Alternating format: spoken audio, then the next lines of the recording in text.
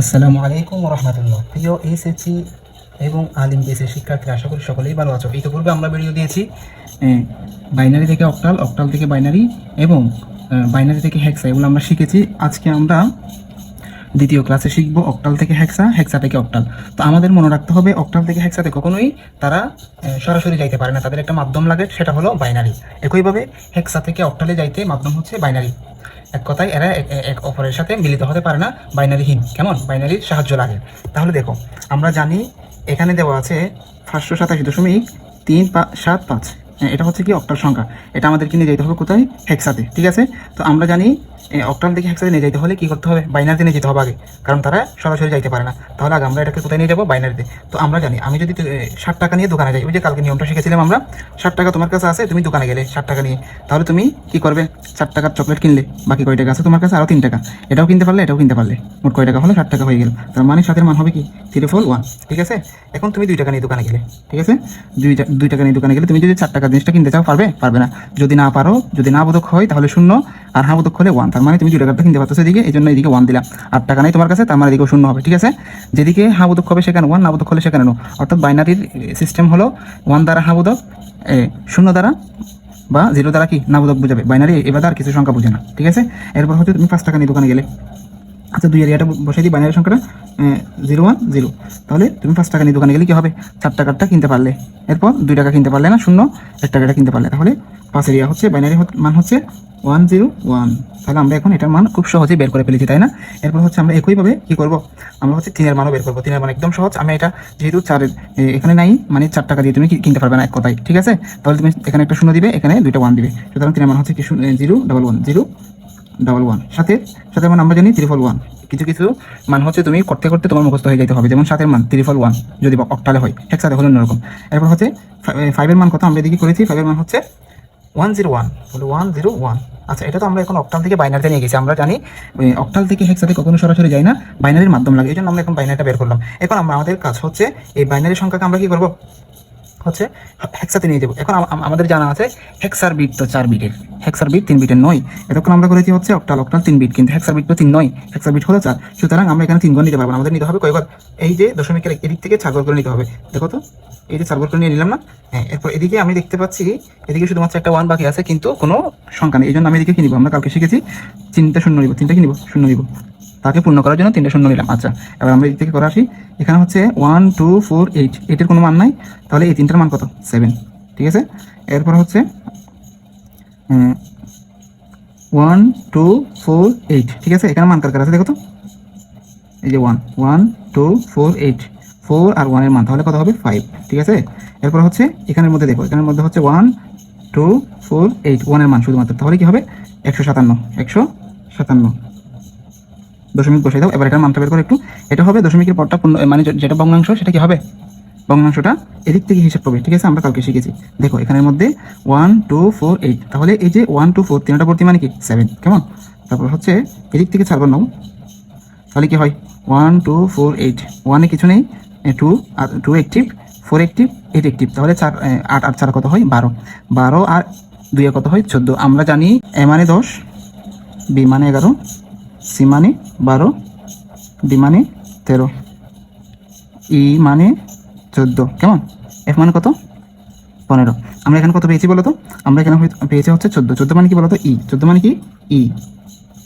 তারপর হচ্ছে আমাদের এদিকে একটা 1 থাকে, আমরা 3টা 0 নিয়ে একে পূর্ণ করে দেবো। সুতরাং কি হয়? এই যে এটার মান হচ্ছে 1-এর, এখানে 1-এর মান হচ্ছে 8। কত? 8। কেমন? তার মানে আমরা এখানে পেয়েছি হচ্ছে 7E8, 7, মানে ভগ্নাংশের মধ্যে 7E8। আমার এখানে একটা সমস্যা হয়ে গেছে, সেটা হলো আমি উপরেগুলো বাংলা লিখেছি, নিচেরগুলো ইংরেজি লিখে ফেলেছি। এটা তোমরা একটু দেখে নিবে। তাহলে এটা কি হয়ে গেছে? এটা হলো হেক্সা হয়ে গেছে, মানে অক্টাল থেকে হেক্সার যে রূপান্তর সেটা আমরা করে ফেলেছি, ইজিতে আমরা শিখে ফেলেছি সেটা। ঠিক আছে। আচ্ছা, তোমাদের জন্য একটা হোমওয়ার্ক দিব শেষে, এরপরটা দেখো। এরপর হচ্ছে আমাদের হেক্সা থেকে অক্টাল, হেক্সা থেকে কি? অক্টাল। তাহলে আমাদের জানা আছে হেক্সার ভিত্তি কত? 16, আর হেক্সার বিট হচ্ছে কত? কয়টা? 4টা, মানে 1 2 4 8। এটা তোমাকে ইউজ করতে হবে হেক্সার জন্য। তাহলে আসো আমরা প্রথমে পূর্ণ সংখ্যাকে ধরি। পূর্ণ সংখ্যার মধ্যে 7 আছে, 7-এর মান ধরো। তুমি 60 টাকা নিয়ে দোকানে গেছো, 60 টাকা নিয়ে দোকানে গেলে তুমি কি 8 টাকার চকলেট কিনতে পারবে? আমি চকলেটই বলতেছি সবাইকে, তুমি অন্য কিছু কিনতে পারো, সমস্যা নেই। তাহলে তুমি এখানে 60 টাকারটা কিনতে, মানে 60 টাকার নিয়ে গিয়ে দোকানে 8 টাকার কোনো কিছু কিনতে পারবে না। সুতরাং এটা কি হবে? 0। 4 টাকার কিনতে পারতেছো। এক কথায় যদি 7 হয়, 7 হলে এদিকে 3টা 1 হবে, কি হবে 3টা 1, চোখ বন্ধ করে দিতে পারবে, ঠিক আছে। এরপরে 0 0 মানে কয়টা 0, 4টা 0। তাহলে আমরা একটু 7 এর মানটা লিখে ফেলি, 311 4টা 0। আচ্ছা তারপর 2 এর মান দেখো তো, 2 এর মান হচ্ছে এখানে 1, বাকিগুলো একদম সহজ। তাহলে 2 এর জায়গায় 1 দিয়ে বাকিগুলো কি 0, তাহলে 0 0 1 0, ওকে। এরপর হচ্ছে 5 এর মান, 5 এর মান কি বলতো, 5 এর মান হচ্ছে আমরা যেহেতু 8 টাকার কোনো কিছু কিনতে পারবো না, তাই আমরা এখানে 0 দিব, এখানে কিনতে পারতেছি, এখানে 1 আর হচ্ছে এখানে 1, এখানে 0, ঠিক আছে, একদম সহজ। কি হয়েছে 0 1 0 1 0 1 0 1।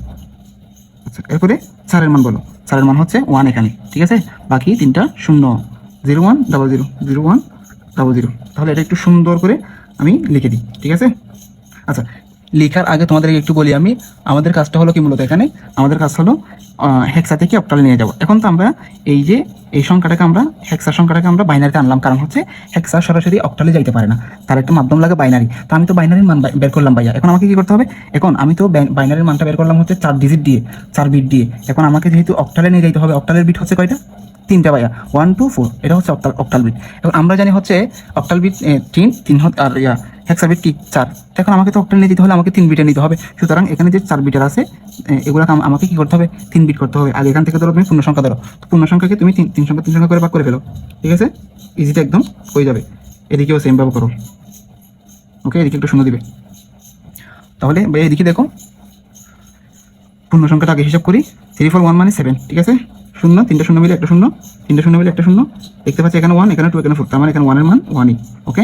এরপর এখানে দেখো এখানে হচ্ছে তুমি এদিক থেকে হিসাব করলে কি হবে, এটা কি 1 2 4, তার মানে 2 অ্যাক্টিভ, এখানে এখানে 4 2 1, 4 আর 1 মিলে কত হয় 5, ঠিক আছে, যেটা যেটা অ্যাক্টিভ থাকবে সেটা তুমি বসিয়ে দিবে। আর এখানে হচ্ছে কি একটা 0, 3টা 0 মিলে একটা 0 হয়ে যাবে। আচ্ছা এখন আমরা সুন্দর করে এটা লিখে ফেলি, 1 0 0 7 দশমিক, এই যে দশমিক 2 5 0, ঠিক আছে। এই যে আমরা এই হেক্সা সংখ্যার মান হচ্ছে, এই হেক্সা সংখ্যার অক্টাল মান হচ্ছে কি এইটা। তো এখানে একদম সহজে আমরা এটা করে ফেললাম। আমাদের মনে রাখতে হবে যে অক্টাল থেকে হেক্সাতে এবং হেক্সা থেকে অক্টালে কখনো এরা সরাসরি যাইতে পারে না, এদের মধ্যস্থতা প্রয়োজন, সেটা হলো বাইনারি। মধ্যস্থতা করলে তারা একে অপরের কাছে যাইতে পারে। তো এই বাইনারির মাধ্যমে আমরা হিসাব করবো। তো আরেকটা কথা এখানে আমাদের মনে রাখতে হবে, বাইনারি যদিও আমরা নিয়ে যাবো, কিন্তু হিসাব করার সময় কিন্তু আমাদেরকে কি করতে হবে 3 ডিজিট আর 7 ডিজিট, এটা আমাদেরকে মনে রাখতে হবে। কারণ হচ্ছে অক্টালের বিট হচ্ছে কি 3 বিট দিয়ে করি আমরা, আর হচ্ছে হেক্সার বিট কত 4 বিট। এই যে বিটের বিষয়টা যদি তুমি মাথায় রাখতে পারো ভাইয়া, তোমার আর কোনো ঝামেলা নাই। এখন আমরা করবো ডেসিমাল থেকে বাইনারি। আমরা একটা কথা অবশ্যই মাথায় রাখবো, ডেসিমাল থেকে বাইনারি, অক্টাল কিংবা হেক্সা, ডেসিমাল থেকে তুমি যেখানেই নিয়ে যাও না কেন, তোমার হচ্ছে নিয়ম একটাই ভাইয়া, শুধুমাত্র একটা নিয়ম, ঠিক আছে। তোমাকে আমি অনেকেই বলে 12টা নিয়ম 13টা নিয়ম বা 10টা নিয়ম, এরকম কোনো নিয়ম শেখার দরকার নাই, তুমি শুধু একটাই নিয়ম শিখবা, ঠিক আছে। এই ডেসিমাল থেকে বাইনারি, অক্টাল, হেক্সা একটাই নিয়ম, সেটা হলো পূর্ণ সংখ্যাকে হচ্ছে তুমি ভগ্নাংশ করবে, আর হচ্ছে কি লসাগু আকারে ভগ্নাংশ করবে, আর হচ্ছে এই ভগ্নাংশকে হচ্ছে তুমি গুণ করবে, বেস দিয়ে কি করবে গুণ করবে। এটা হচ্ছে তোমার কাছে, আমি তোমাকে সিম্পল বুঝাই দিচ্ছি। যেমন তোমার হচ্ছে এটা পূর্ণ সংখ্যা 38 নিলাম আমি, ঠিক আছে, 38, এটাকে লসাগু করি, কত দিয়ে লসাগু করবো এই বেস দিয়ে কি করবো লসাগু, ঠিক আছে। আচ্ছা 2 নিলাম, যদি 38কে ভাগ দিলে কত হয় বলো তো 19, কত 19 নিলে বাক্সেস কি থাকে বলো তো 0, বাক্সেস 0। সেম 19কে 2 দ্বারা ভাগ দাও, তুমি 2 দ্বারা ভাগ দিলে কত পাবো তুমি বলো তো, 9 দুগুণে কত 18, 9 দুগুণে 18, তার মানে কি হয় 9 বার গিয়ে হচ্ছে কি বাক্সেস কি থাকে বাক্সেস 1, যেহেতু এই 18 হয় 18 আর 1 বাকি থাকে, ঠিক আছে, এটা তোমরা পারবে অবশ্যই। তাহলে আবার 2 দিয়ে ভাগ দাও, কত বার যায় 4 দ্বিগুণে 8, তাহলে 4 বার গেছে। এখানেও কি বাক্সেস কি 1, আবার দাও 2 দিয়ে ভাগ দিলে কত পাও 2, কারণ 2 দ্বিগুণে কত 4, তাহলে 2 বার গেছে, ঠিক আছে। এখন দেখো এখন তো বাক্সের 0, আবার 2 দিয়ে দাও, 2 দিয়ে 2কে দিলে কত 1 বার, এদিকে কি থাকে বাক্সের 0। এখন এই যে এটাকেও 2 দিয়ে ভাগ দেবে, কারণ হচ্ছে এই একটাকে তুমি এদিকে নিয়ে আসবে, ঠিক আছে, এটাকে 2 দিয়ে ভাগ দেওয়া মানে কি একটাকে কোন দিকে নিয়ে আনা, এদিকে নিয়ে আনা, ঠিক আছে ভাইয়া। তাহলে তুমি 2 দিয়ে ভাগ দিলে কি হয় এদিকে 0 হয়, এই একটা কোন দিকে চলে আসবে এদিকে চলে আসবে, ঠিক আছে। আমাদের এই যে এই সিস্টেমটা হচ্ছে আমরা ফলো করবো, ঠিক আছে। তো এখানে আমাদের বলা আছে গতকাল ক্লাস আমরা বলেছিলাম, যখন ডেসিমাল থেকে হচ্ছে বাইনারি, অক্টাল কিংবা হেক্সাতে নিয়ে যাবো, তখন হচ্ছে পূর্ণ সংখ্যার হিসাবটা আমরা এদিক থেকে করবো। এটাকে আমরা বলবো মোস্ট সিগনিফিক্যান্ট বিট, অর্থাৎ এমএসবি, কি এমএসবি, ঠিক আছে। এই যে এটা আমরা লিখে দেবো এখন এদিক থেকে উল্টা, ঠিক আছে, নিচে থেকে উপরে 1 0 0 0, আচ্ছা 1 1 0, ঠিক আছে, 1 0 0 1 1 0। এরপর আমরা এই যে ভগ্নাংশটাকে, এটা তো পূর্ণ সংখ্যা আমরা করে পেরেছি, এখন ভগ্নাংশটাকে আমরা করবো কীভাবে করবো, একইভাবে ভগ্নাংশকে আমরা 2 দিয়ে কি দিব গুণ দিব। যেমন তুমি এটাকে লিখলে পাবে, ওকে 2 দিয়ে গুণ দিবে, ঠিক আছে, 2 দিয়ে গুণ দিলে কি হয় কলম ভালো করে ধরছে না। তাহলে 2 দিয়ে গুণ দিলে কি হয়? 5কে 2 দ্বারা গুণ করলে কি হয় বলো তো? 10 হয়। কি হয়? 10 হয়। দশমিক থেকে গেল, ঠিক আছে, আবার গুণ দাও। দশমিকের এই পাশে যতক্ষণ 1 আসে নাই ততক্ষণ পর্যন্ত তোমাকে কি করতে হবে? গুণ দিয়ে যাইতে হবে। আরেকটা কথা হলো, তুমি যদি দেখো যে 1 আসতেছে না বা কোনো পূর্ণ সংখ্যা আসতেছে না, তখন তুমি কি করবা? 4-5 বার করার পর যেটা আসবে উত্তর সেটা বসাই দিবে। তো আমরা দেখি কতক্ষণ করতে পারি। 10কে আমরা 2 দ্বারা আবার গুণ করি, 0.10। এখানে তোমাকে মনে রাখতে হবে 0.10। তুমি যখন ক্যালকুলেটর হিসাব করবে তখন তোমাকে দশমিকটা হিসাব করতে হবে, ঠিক আছে? নাহলে তুমি হিসাব গোলমাল করে ফেলবা। তোমাকে এই দশমিকের কথাটা মাথায় রাখতে হবে। তাহলে দেখো এখানে 10কে আমরা 2 দিয়ে গুণ করলে 0.20, দশমিক কি পাই? 20 পাই। আবার 20কে তুমি 2 দ্বারা গুণ করো, 0.40 পাই। দশমিক কি পাই? 40 পাই। 0.40কে তুমি 2 দ্বারা গুণ করলে 0.80 পাই। দশমিক কি পাই? 80 পাই। 0.80কে তুমি 2 দ্বারা গুণ করলে কি পাই? 1 দশমিক কি পাই?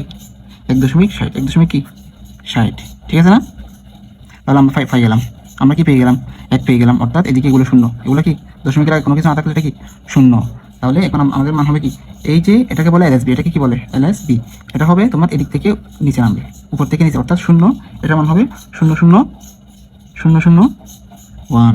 এটা হলো তোমার কি এই যে ডেসিমালের বাইনারি মান, ডেসিমালের কি বাইনারি মান, ঠিক আছে? এটা হলো আনসার। এখন আমরা করবো হচ্ছে ডেসিমাল থেকে অক্টাল কিংবা হেক্সা। আমি তাহলে তোমাদেরকে অক্টালটা করে দিই, অক্টালের পরটা তোমরা হেক্সাটা তোমাদেরকে হোমওয়ার্ক দিব, তোমরা অবশ্যই করবে, ঠিক আছে?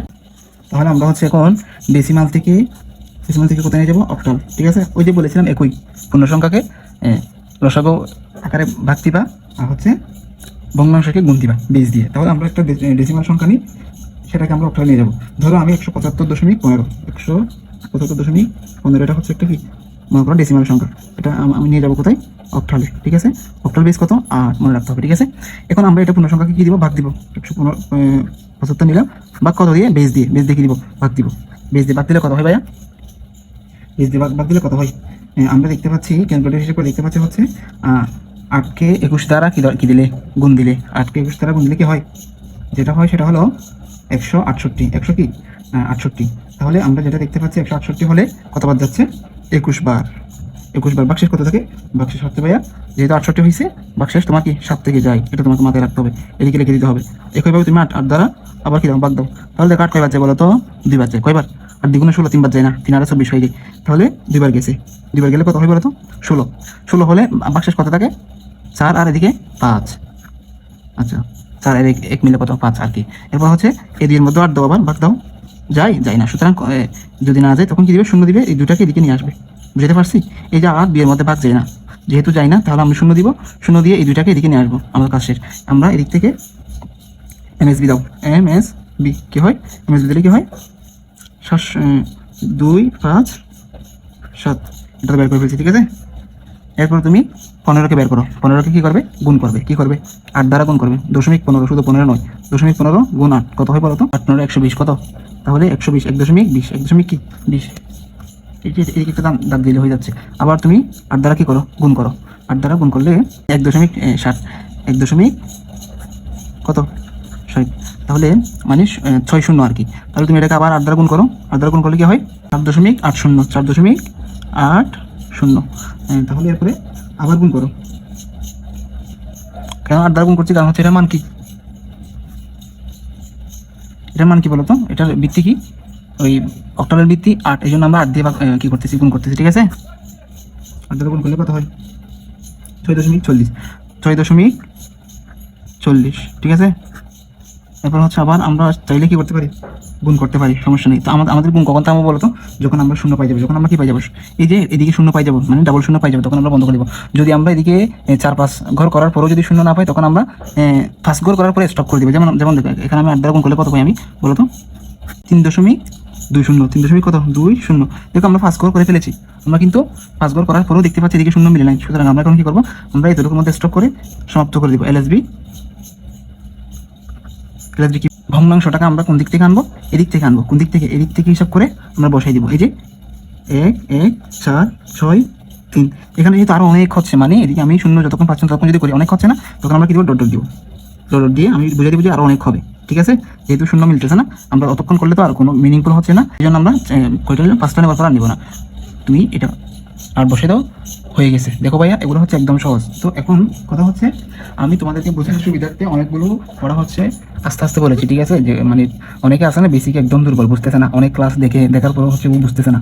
তো না বোঝার কারণ হলো টিচার যখন বিট আর এই ডিজিট এগুলো বলে, এমএসবি এলএসবি বলে চলে যায়, তখন হচ্ছে ও বুঝে না। তো আমি বললাম এম মানে মোস্ট, এস মানে সিগনিফিক্যান্ট, বিট মানে হচ্ছে কি বি মানে বিট, তো মোস্ট সিগনিফিক্যান্ট বিট। এই যে তোমাকে যখন আমি ভেঙে ভেঙে বোঝাচ্ছি এগুলো, তারপরে গুণ করে করে একদম হাতে হাতে কলমে বোঝাচ্ছি, তখন তোমার মাথায় এগুলো ঢুকে যাবে অবশ্যই। তো তুমি কষ্ট করে যে ভিডিওটা দেখলে তুমি অবশ্যই এটার ফল পাবে ইনশাআল্লাহ তাআলা।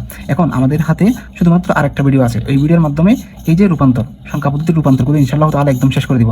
এবং শেষে আরেকটা ক্লাস নিব, সেটা হলো শুধুমাত্র প্র্যাকটিসের মাধ্যমে আমরা একদম ফানি করে ফেলবো, ঠিক আছে? আমিও দীর্ঘদিন না করার ফলে এটা আমারও একটু সরসার ঘাটতি আছে অবশ্যই, আর নাইলে আরও একটু শর্টকাট তোমাদেরকে বা আরও একটু তাড়াতাড়ি বোঝানোর সক্ষমতা থাকতো আমার, ঠিক আছে? সকলকে ধন্যবাদ ওয়াচিং ফর, থ্যাঙ্কস।